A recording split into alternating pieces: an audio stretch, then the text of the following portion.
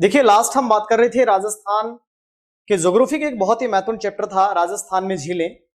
और झीलों में हमने कुछ झीलों के बारे में आपसे डिस्कशन किया था। बाकी उसी चैप्टर को आगे हम कंटिन्यू कर रहे हैं। नेक्स्ट अगली जो झील है हमारी वो है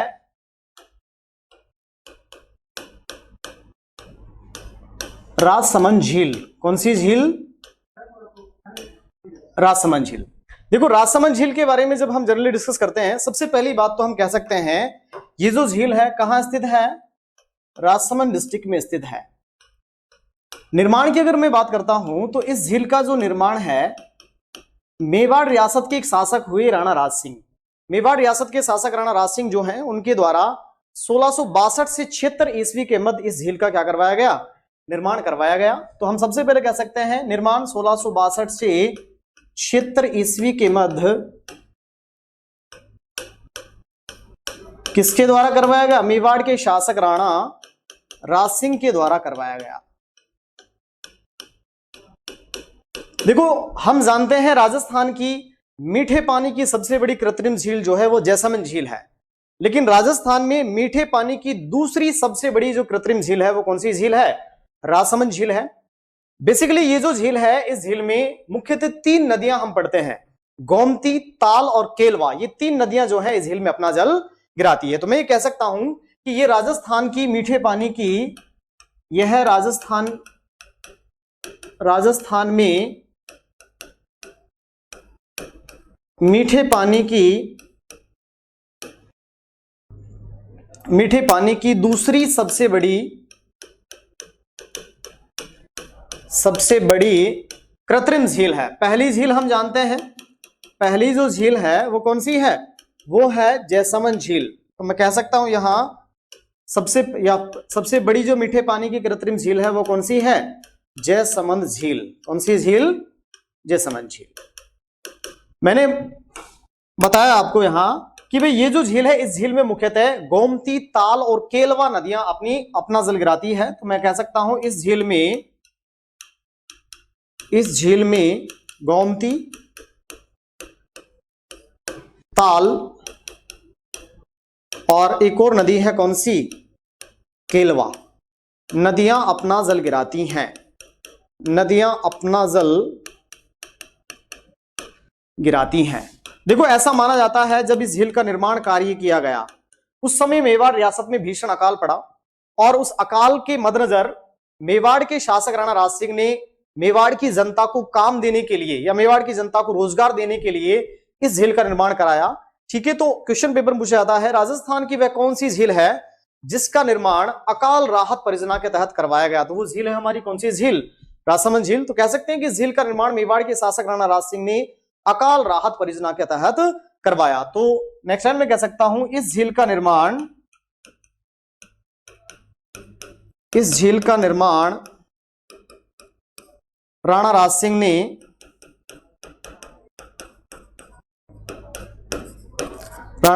ने अकाल राहत परियोजना के तहत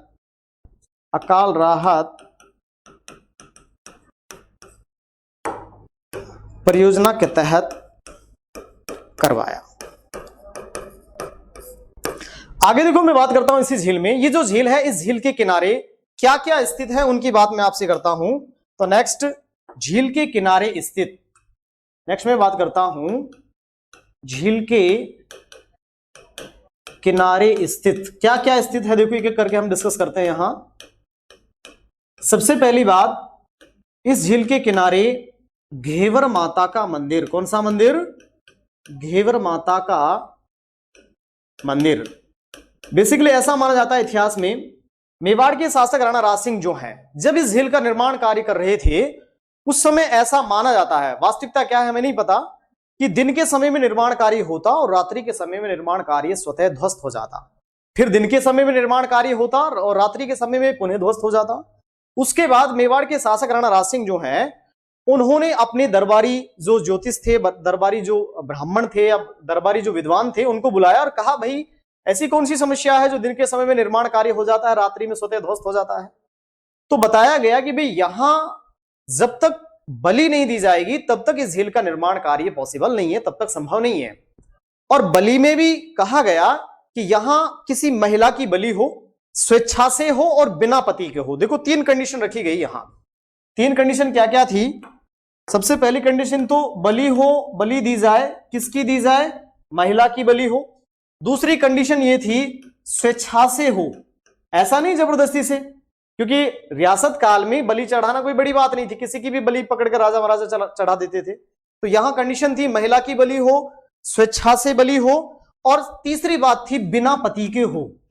क्योंकि देखो रियासत काल में महिलाएं अपने पति के साथ मरना बड़ा अच्छा समझती थी, सौभाग्य समझती थी, लेकिन यहां कंडीशन और थी बिना पति के। ठीक है, तो पति के साथ तो महिलाएं अगर अक्सर सती हुआ करती थी, तो यहां बिना पति के महिला अपनी बलि दे। यह कार्य किया गया किसके द्वारा? ग्वालियर की एक महिला थी घेवर। घेवर नाम की जो महिला है, इन्होंने ये कार्य किया, बिना पति के स्वेच्छा से इन्होंने अपनी बलि दी। इसलिए झील के किनारे घेवर माता का मंदिर बनाया गया। घेवर माता राजपूताना के इतिहास में, राजस्थान के इतिहास में एकमात्र ऐसी महिला है जो बिना पति के स्वेच्छा से क्या हो गई? क्षति हो गई। ठीक है, तो घेवर माता का मंदिर झील के किनारे स्थित है। दूसरा मैं आपसे बात करता हूं, ये जो झील है, इस झील के किनारे द्वारिकाधीश का मंदिर, कौन सा मंदिर?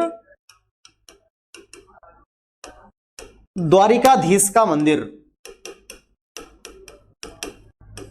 देखो वैष्णव जो संप्रदाय है, उस संप्रदाय का एक बहुत ही महत्वपूर्ण मंदिर है द्वारिकाधीश जी का मंदिर, और वो मंदिर इसी झील के किनारे स्थित है। बेसिकली ये झील कांकरोली जो जगह पड़ती है वो राजसमंद में पड़ती है। और आपको पता होगा कांकरोली जो कस्बा है बड़ा फेमस है, किसके लिए? यहां एक कंपनी हम पढ़ते हैं जेके, और जेके टायर जो कंपनी है, जेके टायर ट्यूब जो कंपनी है, उसका कारखाना जो है राजस्थान में कहां है? कांकरोली राजसमंद में स्थित है। तो दूसरा हमने देखा द्वारिकाधीश जी का मंदिर जो है वो झील के किनारे स्थित है। अगली और महत्वपूर्ण जो बात मैं आपसे करने जा रहा हूं, ये जो झील है, इस झील का उत्तरी भाग, इस झील का जो उत्तरी भाग है वो नौ चौकी की पाल कहलाता है। क्या कहलाता है? झील का उत्तरी भाग नौ चौकी की पाल कहलाता है। अब ये नौ चौकी की पाल क्यों कहलाता है? बेसिकली यहां 999 सीढ़ियां हैं। कितनी सीढ़ियां हैं? 999 सीढ़ियां हैं। 2 सीढ़ियों के मध्य का जो गैप है, स्पेस जो है, वो 9 इंच का है। प्रत्येक सीढ़ी की जो लंबाई है वो 9 फीट की है। ऐसे करके 999 का जो डिजिट है, यहां बड़े सिस्टमेटिकली वे में हम कह सकते हैं कि इसको फॉलो किया गया है, क्योंकि हम जानते हैं सनातनी जो धर्म है उसमें 9 जो डिजिट है इसका बड़ा महत्व है। 9 ग्रह है, नवरात्रा है, ठीक है, इस प्रकार से 9 देवियां, नवरात्रों में 9 देवियों की मोस्टली पूजा होती है। तो ऐसे करके 99 का जो डिजिट है इसको फॉलो किया गया है। इसलिए इस झील का उत्तरी भाग जो है वो 9 चौकी की पाल के नाम से जाना जाता है। और इस 9 चौकी की पाल जिस क्षेत्र जिस डायरेक्शन में है, वहां 25 काले रंग की संगमरमर की शिलाएं हैं। 25 काले रंग की संगमरमर की चट्टानें हैं। उन चट्टानों पर राणा राज सिंह के समय में एक बहुत बड़ा लेख लिखा गया। ठीक है, उस लेख को हम बोल देते हैं शिलालेख, क्योंकि चट्टानों पर लिखा हुआ लेख है इसलिए हम उसको शिलालेख बोल देते हैं। उस शिलालेख का निर्माण हुआ। ठीक है, उस शिलालेख का निर्माण करने वाले जो शासक थे वो राणा राज सिंह थे, लेकिन लिखने वाले जो व्यक्ति थे वो थे रणछोड़ दास भट्ट। रणछोड़ दास भट्ट तेलंग द्वारा ये जो नौ चौकी की पाल नामक जगह है, यहां 25 काले रंग की संगमरमर की शिलाओं पर विश्व का सबसे बड़ा शिलालेख लिखा गया, जिसका नाम था राज प्रशस्ति। क्या नाम था? राज प्रशस्ति के नाम से 1917 संस्कृत श्लोकों में ये पूरा शिलालेख लिखा गया। और इस शिलालेख में मेवाड़ के शासक बप्पा रावल से लेकर राणा राज सिंह तक का संपूर्ण इतिहास वर्णित है। और इस शिलालेख को बेसिकली अमर काव्य वंशावली के नाम से भी जाना जाता है। तो ये सारी बातें अगर मैं यहां देखता हूं तो कह सकता हूं इस झील का उत्तरी भाग, इस झील का उत्तरी भाग, इस झील का उत्तरी भाग क्या कहलाता है? 9 चौकी की पाल कहलाता है।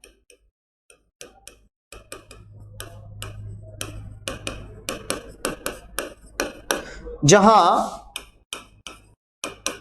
25 काले रंग की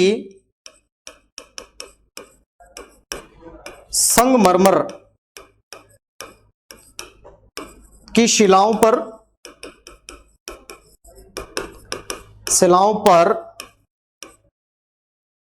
विश्व का सबसे बड़ा शिलालेख लिखा गया। शिलालेख नाम था राज प्रशस्ति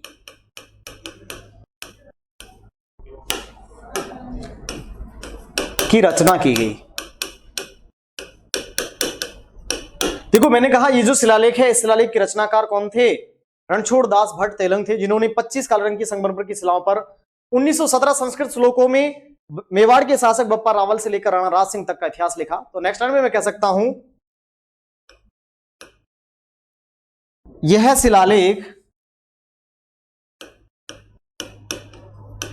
शिलालेख राणा राज सिंह के समय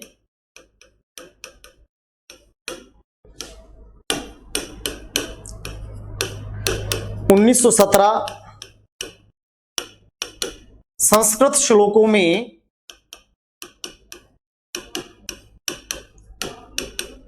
रणछोड़ दास भट्ट तेलंग द्वारा रचित किया गया।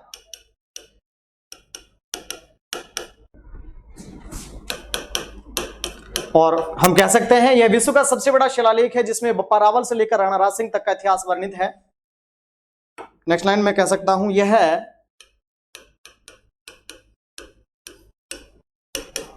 विश्व का सबसे बड़ा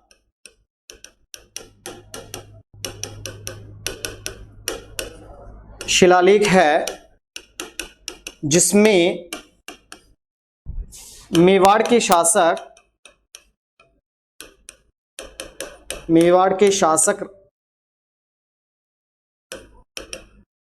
बप्पा रावल से लेकर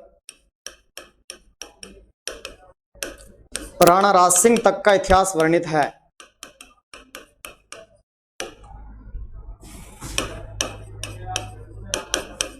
और लास्ट लाइन हम कह सकते हैं इस शिलालेख को अमर काव्य वंशावली के नाम से भी जाना जाता है। इस शिलालेख को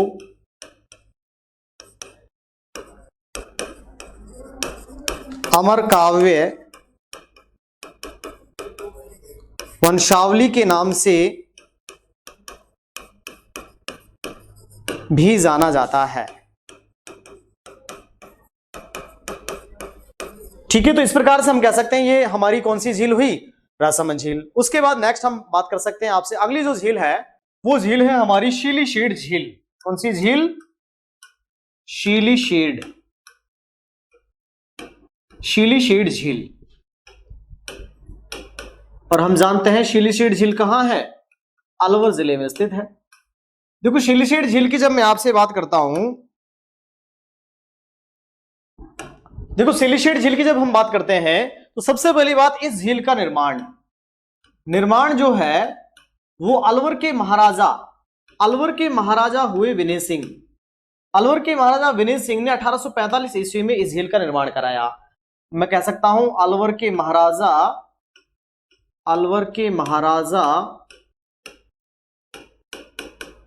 विनय सिंह को हम बने सिंह भी बोल देते हैं कई बार। क्या बोल देते हैं?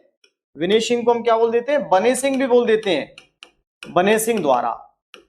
ठीक है भाई, ये तो हुई इसके निर्माण की बात। कब कराया गया? 1845 ईस्वी में। देखो ये जो झील है इस झील के किनारे अलवर के महाराजा विनय सिंह जो है, अलवर के महाराजा विनय सिंह ने इस झील के किनारे अपनी पत्नी शीला देवी, देखो नेक्स्ट में बात कर रहा हूं, इस झील के किनारे अलवर के महाराजा विनय सिंह ने एक 6 मंजिला महल का निर्माण कराया। इनकी पत्नी का नाम था शीला देवी। ठीक है, तो नेक्स्ट टाइम मैं कह सकता हूं महाराजा विनय सिंह ने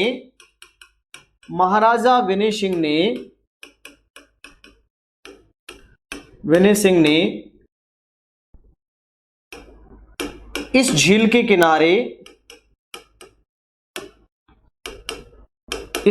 किनारे अपनी पत्नी शीला देवी के लिए 6 मंजिला महल का निर्माण करवाया।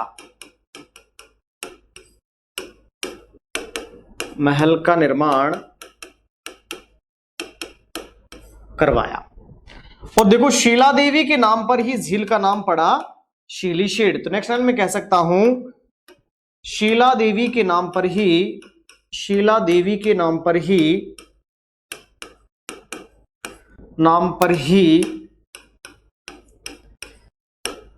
इस झील का नाम शीलीशेड झील पड़ा,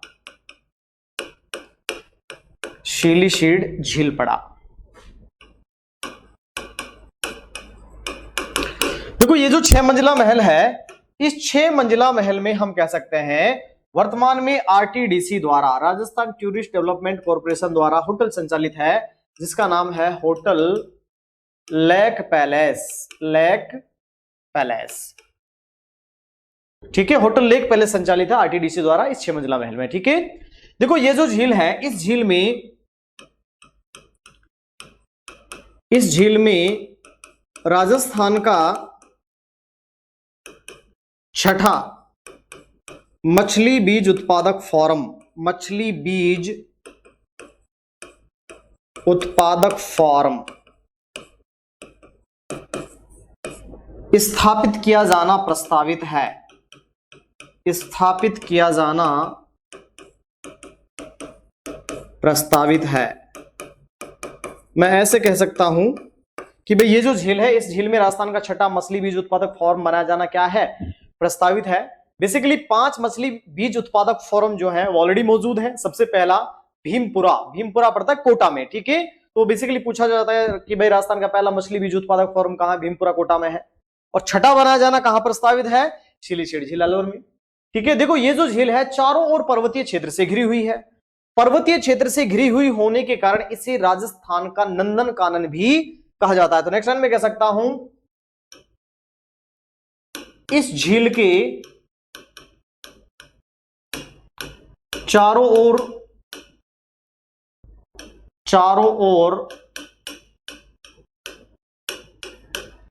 पर्वतीय क्षेत्र से घिरा हुआ होने के कारण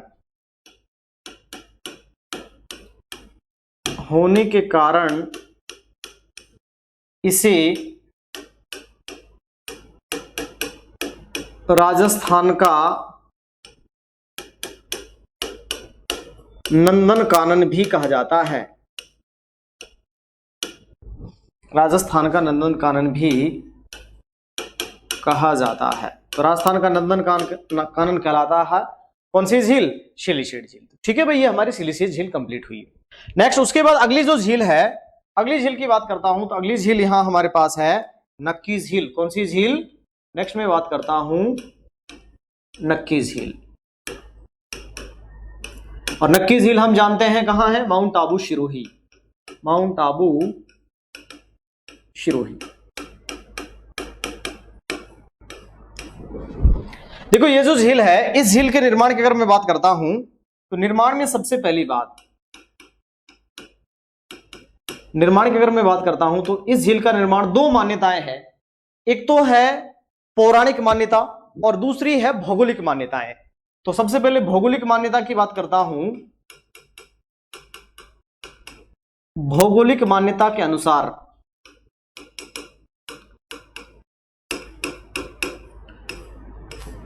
यह है ज्वालामुखी से निर्मित, ज्वालामुखी से निर्मित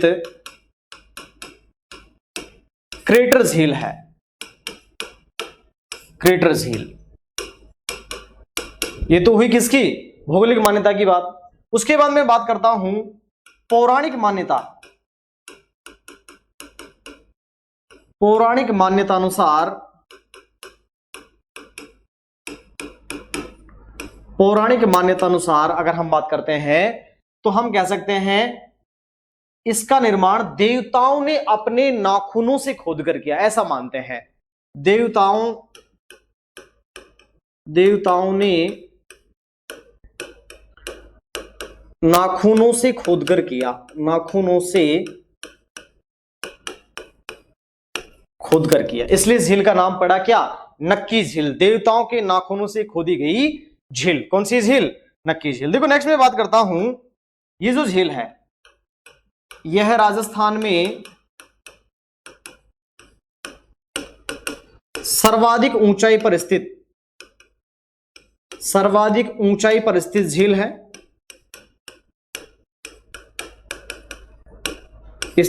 है। कितनी ऊंचाई पर? 1200 मीटर की ऊंचाई पर। 1200 मीटर की ऊंचाई पर आबू पर्वत पर स्थित है। ठीक है, इसलिए वर्षा काल के दौरान, शीतकाल के दौरान, वर्षाकाल नहीं, शीतकाल के दौरान इसका पानी जम जाता है। ठीक है भाई, शीतकाल में ये जो झील है इसका पानी जम जाता है, बर्फ जम जाती है। ठीक है, नेक्स्ट मैं बात करता हूं, यह है राजस्थान में स्थित सबसे गहरी झील है।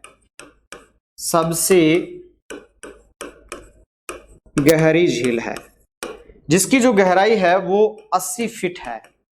कितने हैं? 80 फीट गहरी झील है, राजस्थान की सबसे गहरी झील है। और बेसिकली हम जानते हैं आबू पर्वतीय क्षेत्र में एक जनजाति पाई जाती है, गरासिया जनजाति। कौन सी जनजाति? गरासिया। और गरासिया जनजाति की सबसे पवित्र झील, नेक्स्ट में बात कर सकता हूं, यह है कौन सी जनजाति? यह है गरासिया जनजाति की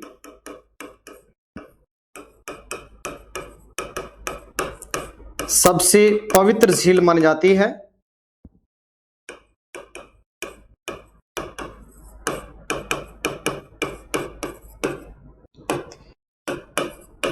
ये इस झील में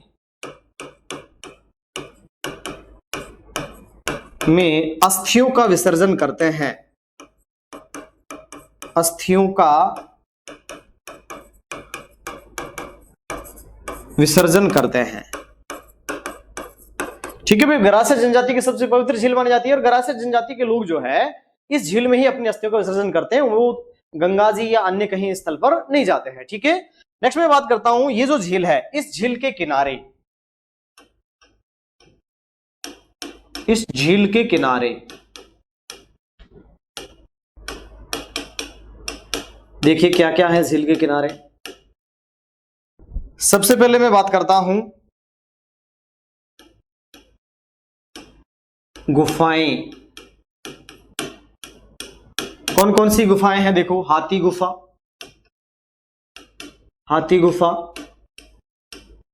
चंपा गुफा, एक और है राम झरोखा गुफा।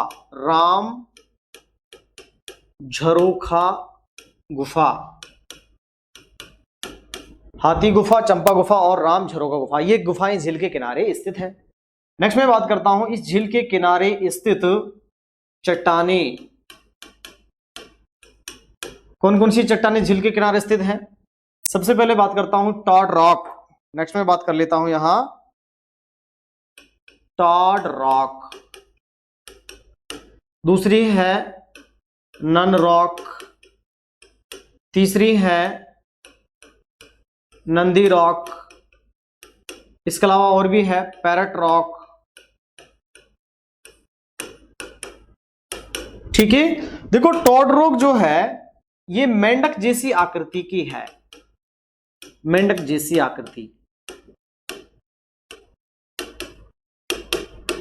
आकृति की चट्टान है।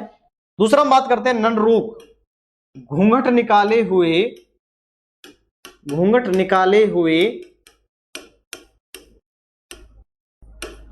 स्त्री के समान। कौन सी? None rock. तीसरा है नंदी रॉक। नंदी बोलते हैं बैल को, बैल की आकृति जैसी चट्टान।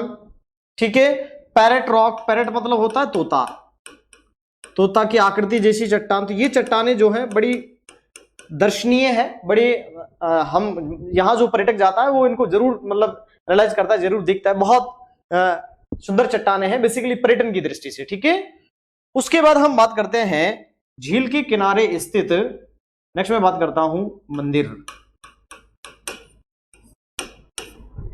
मंदिरों में एक मंदिर है रसिया बालम का मंदिर, रसिया बालम, इसी को बोलते हैं कुंवारी कन्या, कुंवारी कन्या का मंदिर। ठीक है भाई, एक और मंदिर है रघुनाथ जी का मंदिर, थोड़ी दूर स्थित देलवाड़ा के जैन मंदिर है, देलवाड़ा के जैन मंदिर।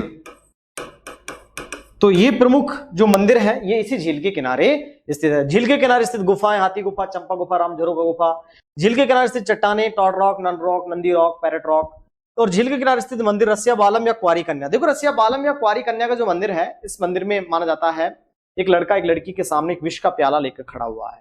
ठीक है, और वह कहता है या तो मेरे से विवाह कर लीजिएगा, दोनों बड़ा प्रेम करते हैं, लड़की मना कर देती है शादी के लिए। ठीक है, तो उस संदर्भ में वो विष का प्याला लेके खड़ा हुआ है कि या तो शादी कर लीजिए अन्यथा मैं ये विष का प्याला पी लूंगा। ठीक है, तो इस टाइप का एक मंदिर बना हुआ है जिसको हम बोल देते हैं कुंवारी कन्या का मंदिर या रसिया बालम का मंदिर। ठीक है, तो ये हुई हमारी कौन सी झील, नक्की झील। नेक्स्ट में बात करता हूं अगली जो झील है हमारी, अगली झील के बारे में हम बात करते हैं, वो है अन्ना सागर झील। कौन सी झील, अन्ना सागर झील,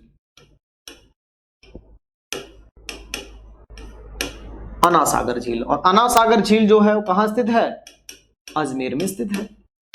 ठीक है भाई, देखिए एक एक करके मैं बात करता हूं। सबसे पहले इसके निर्माण की बात की जाए, ये जो झील है इस झील का निर्माण 1135 से 1137 ईस्वी के मध्य अजमेर के चौहान शासक, अजमेर के चौहान शासक का नाम था अर्णोराज, अर्णोराज या अन्नाजी, अन्नाजी द्वारा करवाया गया। ठीक है, ऐसा माना जाता है कि चौहान शासक अर्णोराज या अन्नाजी जो है इनका तुर्कों से संघर्ष हुआ, और तुर्कों से जब संघर्ष हुआ तो उनके संघर्ष के बाद उनके रक्त से रंगी भूमि को साफ करने के लिए इस झील का निर्माण करवाया गया। बहुत ही महत्वपूर्ण बात है, मैं यहां लिख देता हूं, निर्माण क्यों करवाया गया, तुर्कों के रक्त से रंगी भूमि को साफ करने हेतु,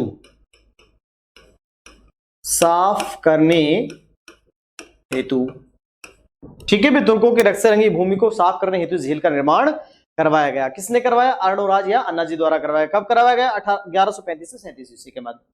देखो ये जो झील है, नेक्स्ट में बात करता हूं, यह झील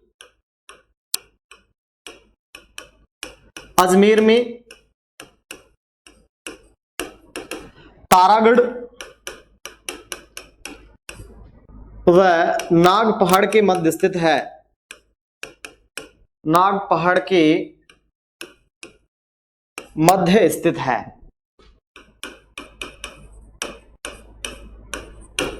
तथा इसमें चंद्रा एवं बांडी नदी अपना जल गिराती हैं, बांडी नदी अपना जल गिराती हैं।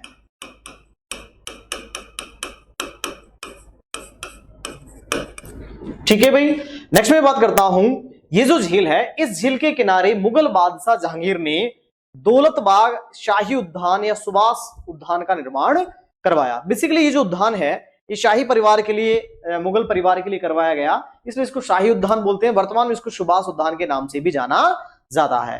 और इस झील के किनारे एक झरने का नाम था, बेसिकली झरने का नाम जहांगीर ने अपनी पत्नी नूर जहां के नाम पर उस झरने का नाम बदल कर रख दिया नूर ए चश्म।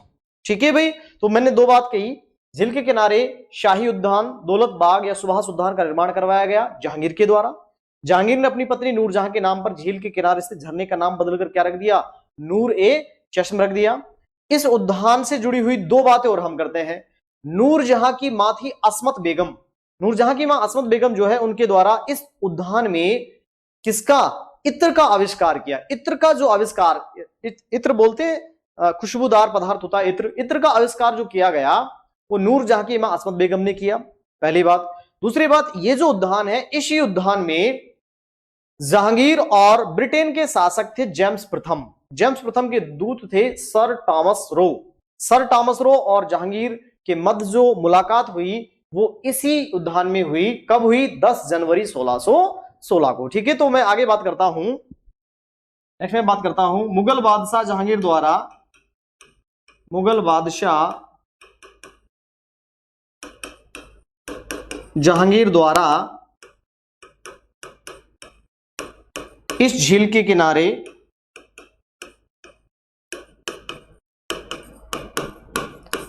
दौलतबाग पब्लिक शाही उद्यान, पब्लिक सुभाष उद्यान, सुभाष उद्यान की स्थापना करवाई गई, करवाई गई। नेक्स्ट मैं बात करता हूं इस उद्यान में, इस उद्यान में 10 जनवरी 1616 को ब्रिटेन के शासक, ब्रिटेन के शासक जेम्स प्रथम, जेम्स प्रथम के दूत सर टॉमस रो और जहांगीर के मध्य मुलाकात हुई। ठीक है भाई, आगे मैं बात करता हूं। देखो मैंने कहा जहांगीर की पत्नी नूरजहां के नाम पर, जहांगीर ने अपनी पत्नी नूरजहां के नाम पर, नूरजहां के नाम पर इस झील के किनारे, इस झील के किनारे स्थित झरने का नाम, स्थित झरने का नाम नूर ए चश्म रखा। क्या रखा भाई? नूर ए चश्म। नूर ए चश्म, चश्म बोलते हैं झरने को। ठीक है, और दूसरी बात मैंने कही थी, नोट डाल के हम कह सकते हैं नूरजहां की मां, नूरजहां की मां अस्मत बेगम द्वारा, अस्मत बेगम द्वारा इत्र का आविष्कार किया गया, इत्र का आविष्कार किया गया। ये तो हुई जहांगीर के बाद। जहांगीर के बाद उनके पुत्र हुए शाहजहां। शाहजहां जो है उन्होंने इस झील के किनारे, शाहजहां ने 1637 ईस्वी में इस झील के किनारे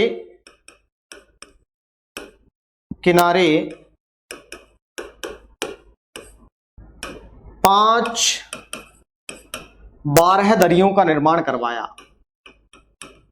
12 दरियों का निर्माण, 12 दरिया बोलते हैं बरामदई, का निर्माण कराया।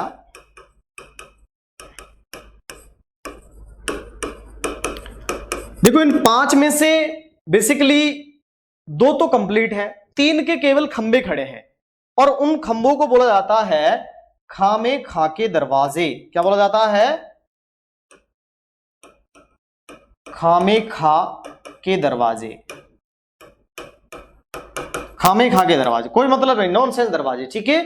तो मैंने बात की, शाहजहां ने 1637 ईस्वी में झील के किनारे 5 बारेदरी या बरामदों का निर्माण कराया, जिनमें से मैंने कहा कि 2 कंप्लीट है, 3 अधूरी है, उनको हम खामे खा के दरवाजे के नाम से भी जानते हैं, ठीक है। तो ये हुई हमारी कौन सी झील, अन्ना सागर झील।